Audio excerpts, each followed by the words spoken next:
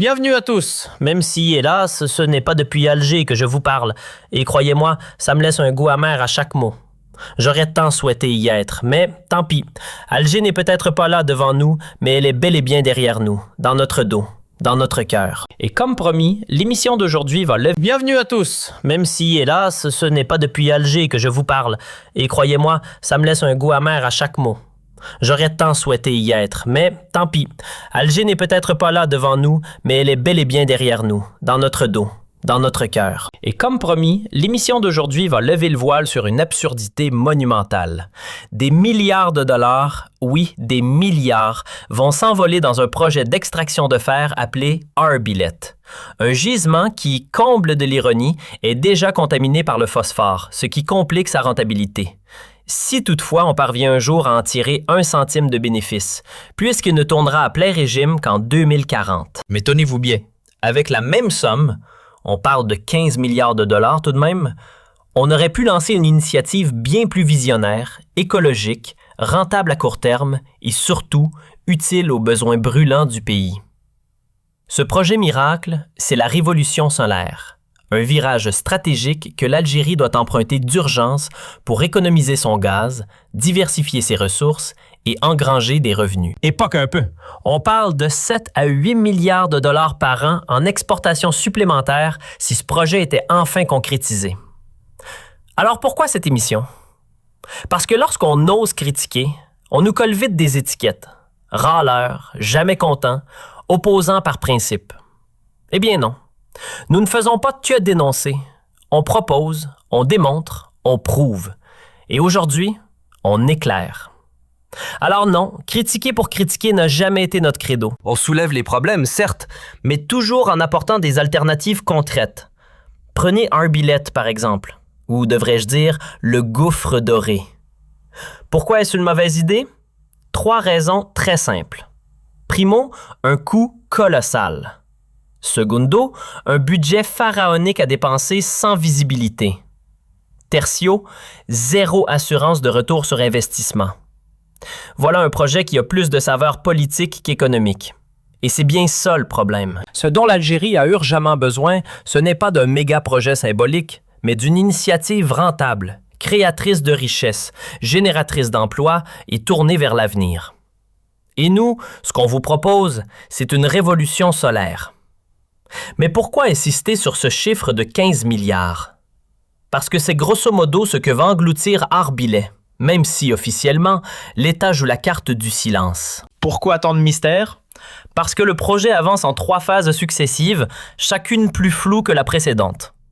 Arbillet ne tournera à plein qu'en 2040, le fameux Graal des 50 millions de tonnes de fer.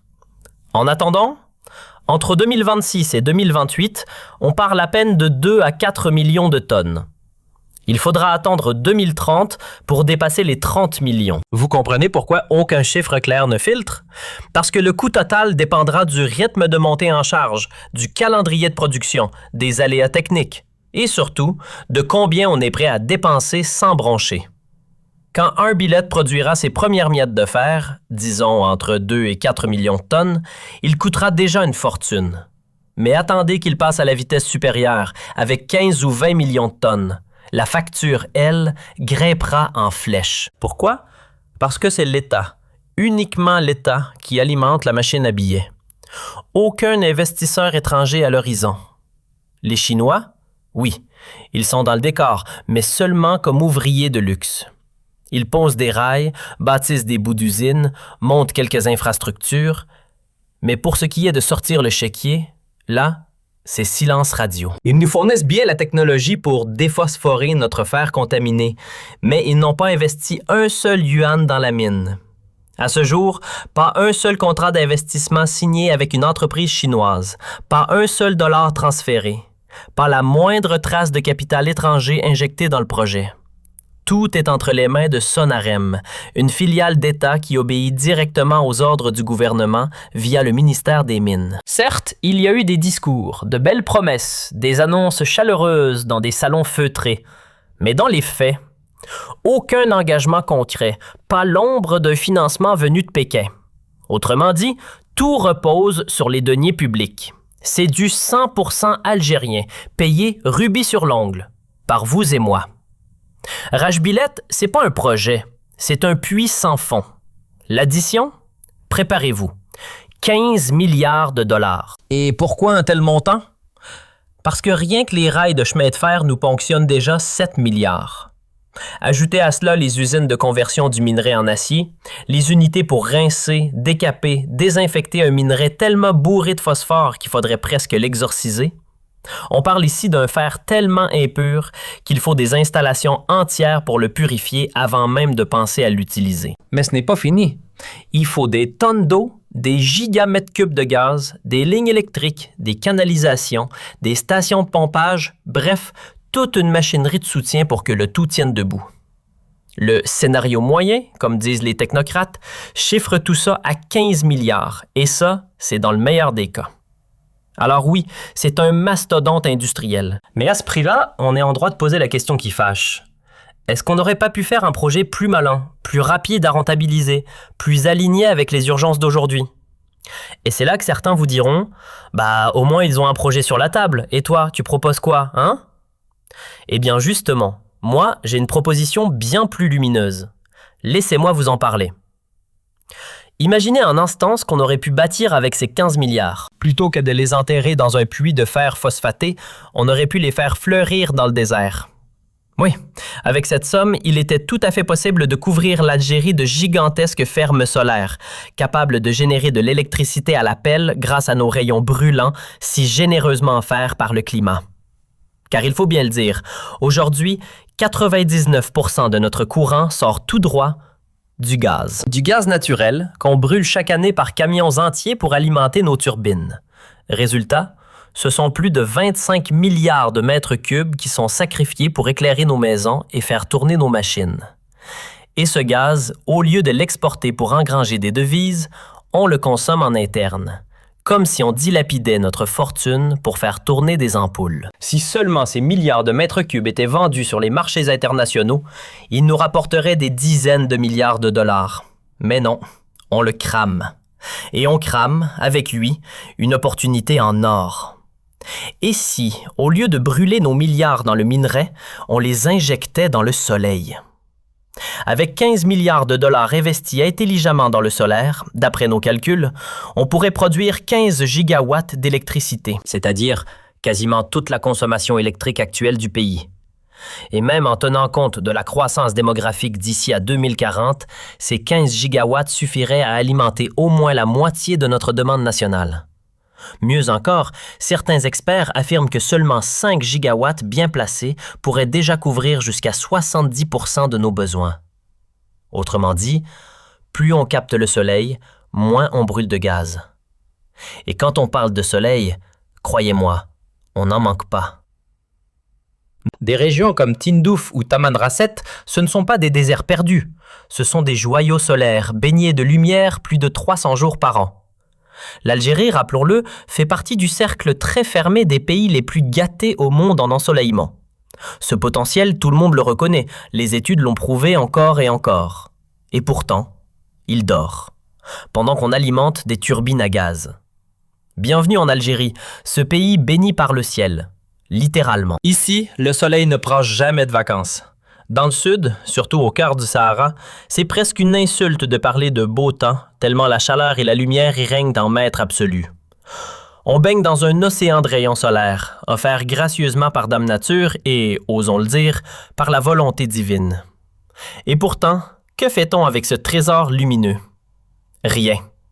Ou presque. Alors qu'avec 15 milliards de dollars, on aurait pu implanter une immense centrale solaire, ou mieux encore, un réseau de centrales XXL, capable de générer 15 gigawatts d'électricité propre. Et ces 15 gigawatts, ils auraient permis de remplacer l'usage de 20 milliards de mètres cubes de gaz. Oui, 20 milliards. Ce n'est peut-être pas encore suffisant pour alimenter 100% du pays, mais on aurait aisément couvert 70 à 75% de nos besoins électriques si on avait fait les bons calculs et les bons choix. Et ce gaz économisé, au lieu de partir en fumée dans nos turbines, il aurait pu être exporté, transformé en devise, transformé en souffle économique pour le pays. Mais non, On préfère ignorer le soleil, alors que lui, au moins, ne demande qu'à briller. Et si on faisait un peu de maths, mais version pétrole et gaz?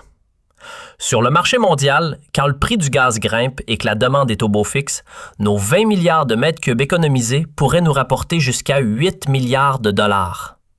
Et même si le cours chute un peu, ou reste simplement dans la moyenne, on parle quand même d'un revenu minimal de 7 milliards par an. Rien que ça. Donc, soyons clairs, pour 15 milliards investis dans des centrales solaires modernes, on aurait un retour annuel quasi automatique de 7 à 8 milliards. Résultat, en 2 petites années, l'argent est récupéré. Et le plus beau dans l'histoire, ces centrales ne prennent que 2 à 3 ans à construire. Pas besoin d'attendre 2040, pas besoin de creuser la terre pendant 15 ans. Les panneaux solaires aujourd'hui ne sont plus un luxe. Grâce aux avancées technologiques, principalement venues de Chine, et à la chute spectaculaire des coûts de production, ces infrastructures sont devenues rapides, efficaces, bon marché et surtout parfaitement adaptées à nos besoins. Bref, un investissement éclair pour un avenir lumineux.